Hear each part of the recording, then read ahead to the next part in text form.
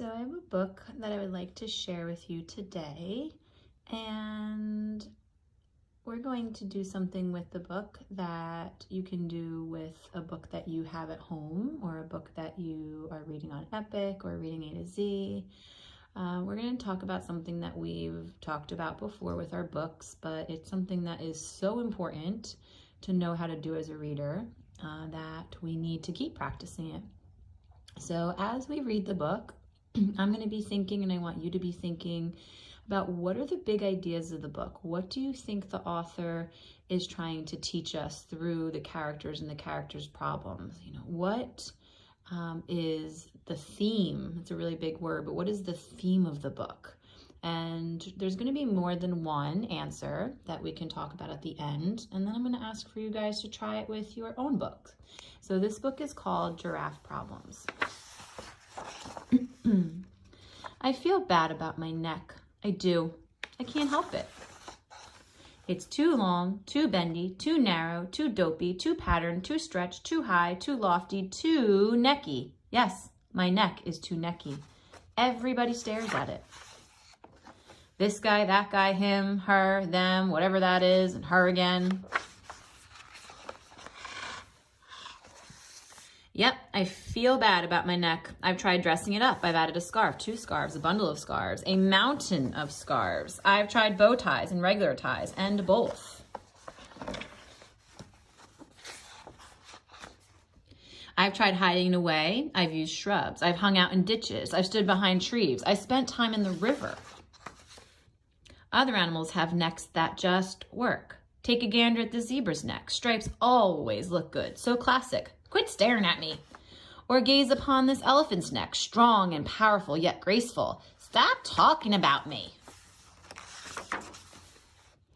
Or glimpse this lion, whose neck is adorned with a glorious mane of flowing locks. What a sight, how inspiring. Why can't I have a neck like that? Are you always this loud?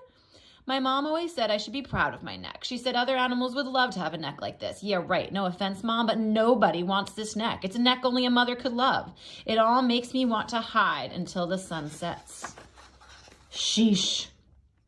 Good evening.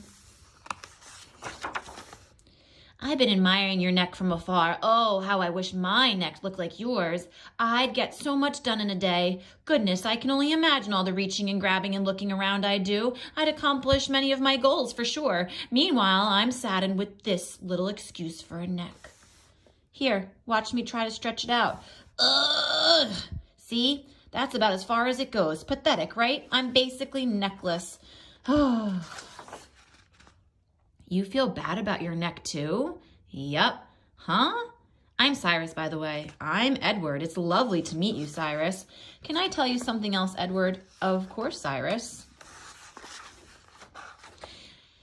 There is a hill in the distance, which you can surely see from your great vantage. I've stood on that very hill for 7 straight days now, staring skyward, watching as a single piece of fruit, a lone banana, slowly changed from green to yellow, ripening. I've endured windy nights and unseasonably brisk mornings, with very little sleep as I waited and waited, hoping against hope that the fruit would drop before me so I could sample its sweetness and nourish myself in the process. Yet day after day, I felt like such a fool as I stretched my neck toward those greedy branches, only to be limited by my own physical shortcomings.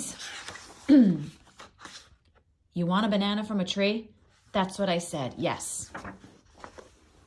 Plunk.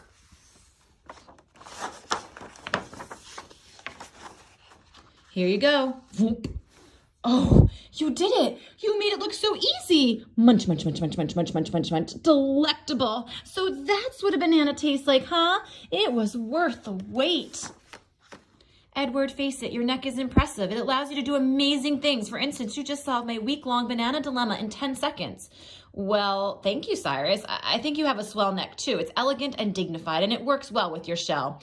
That means a great deal to me, Edward. Say, do you like bow ties, Cyrus? I'm not sure, Edward. I have very little experience with them. You look wonderful, Cyrus. As do you, Edward. I feel good about our necks, Edward. Thank you, Cyrus. For once, so do I. Yes, for once, so do I.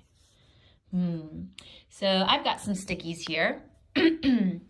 at the end of our book because I want to jot down some of the big ideas in this book, some of the things that I feel the author was trying to teach us, some of the lessons the author was trying to teach us, some of the themes of the book. Those are all the same thing. All of those things I just mentioned are the same thing. So after thinking about this book and thinking about Edward and thinking about Cyrus, what would you say is some of the things that the author was trying to tell us or teach us? What big ideas? Yeah, so one of the ones that I'm thinking of, I'm going to try and write as I video. I was definitely thinking of the theme of kindness. The two of them were very kind to each other.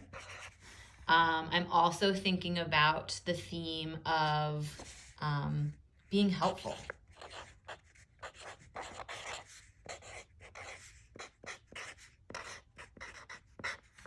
And another one I think is a really big theme and a big idea of this book is friendship.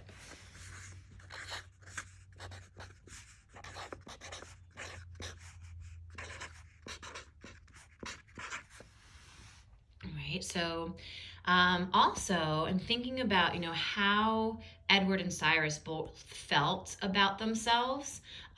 And I'm thinking about the lesson that they probably learned and the lesson that we can learn through them is to love yourself for who you are, right?